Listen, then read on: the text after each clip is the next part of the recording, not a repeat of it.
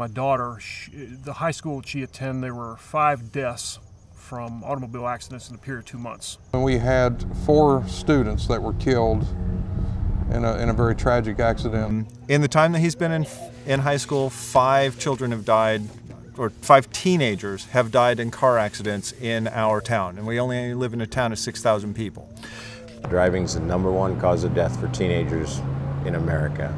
I don't want him to be that statistic. I don't want him to be the 6th kid.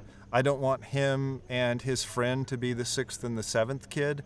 I don't want anybody to be the 6th kid. The kids just don't have the tools. We're just being like put out on the road, and you know, we're in class and we read stuff in books, but until you get the experience, you're not gonna know what to do if you get on an ice patch and you get out of control, or if something comes at you and you need to stop and then turn. Why don't we do something to fix it? These young people are going to be our leaders one day. And here's the thing, they died in car accidents. And it was obvious to me that they weren't getting the proper training. When I realized what all these statistics were and what was going on, I started to write a book. I didn't know what else to do, but I was just compelled to do something about this, because I'm here today because I had good training. My father would take me out in the country roads on a Saturday or Sunday afternoon, and he would literally drive a car off the road and show me how to bring that car back on. I can't stress that enough. I don't know how you can look at the driver's education system, the driver's ed that they teach, and say, okay, now I feel like my child is ready to go and drive on the streets. Just learning skills to help you if something were to happen. Just being able to know that you know what to do a little bit better than you did is just, it makes a huge difference. Quite honestly, I started this because I needed to make a difference. We can't have driving as the #1 cause of death. If 80% of these fatal crashes are preventable, then somebody needs to prevent them. And prevention is education, training, and experience, and in that order. My first experience with the teen driving school was my parents signed me up after I had a horrible wreck in my truck. I actually ended up totaling it, and they made me come here. I was very rebellious about coming. I really did not want to come. So this little girl showed up, and she did not want to be here. She had just come through a wreck that should have killed her, and she came out of that wreck without a scratch, more invincible than she went in. They were really worried about me the first day because I am the rebellious type. I didn't think that I needed this, didn't think I should be here. I really didn't want to be here. And I was just I felt like I didn't need it. And we really struggled with her. And on the second day, our whole management team was just completely concerned. We thought, if we don't reach this girl in this last day, she could be the first fatality coming out of this program. And about midday on Sunday,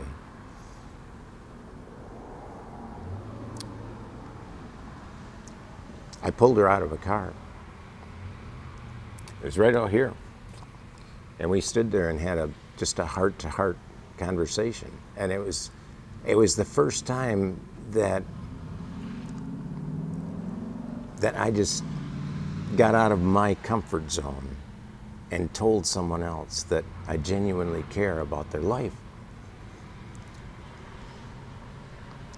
And then after Dan started talking to me and pulled me aside, and we had a few conversations, as well as Dr. Dar and Chuck, I really started seeing the big picture and opening up to it. And they were worried about me because of my overconfidence in driving. I'm throttle happy, but it's okay. I haven't had any more accidents or wrecks.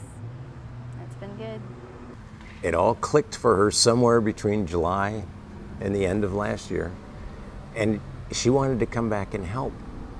But the lesson she taught me was that these teens don't just want to be taught something. They want to know that we care about them. They want to know why we really do this. And we do it because we genuinely care.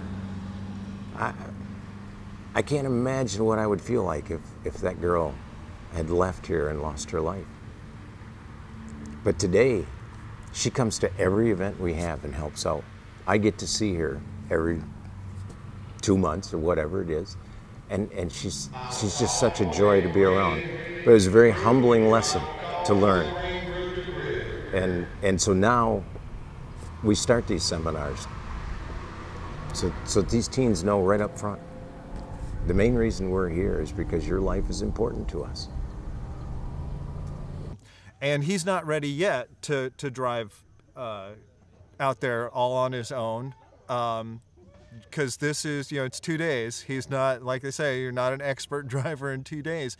But what he has right now is he knows what it feels like to have the front end slide. He knows what it feels like when the back end slides. He knows what it feels like when 2 wheels go off the road. He knows what it feels like when you're in an emergency braking situation. He knows what it feels like to be out of control in the car. He knows that that's recoverable. I think a critical component here is that you're not, the instructors at this particular facility, you're not dealing with somebody that's just teaching you how to, lack of a better description, aim a car.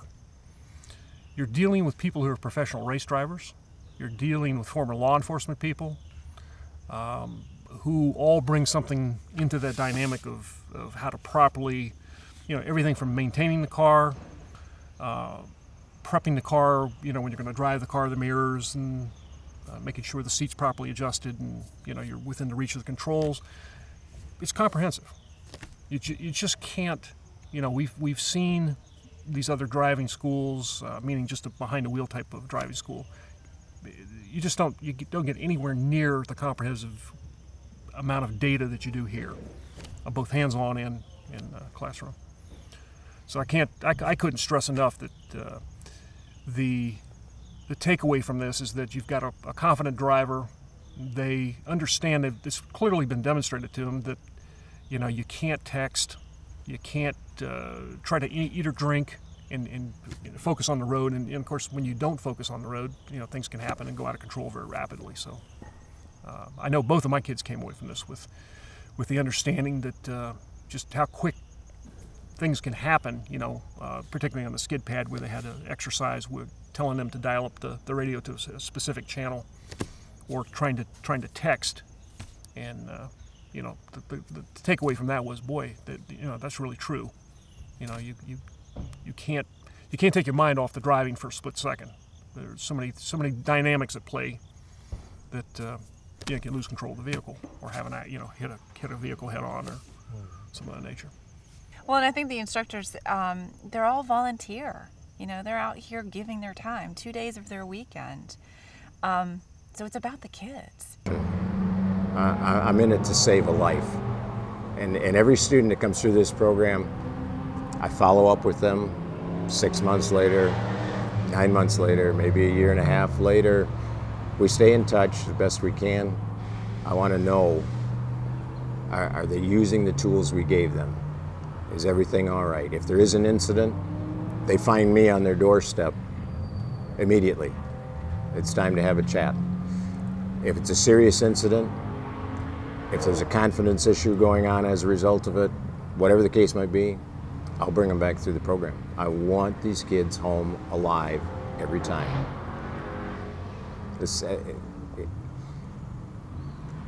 It's a mission for me.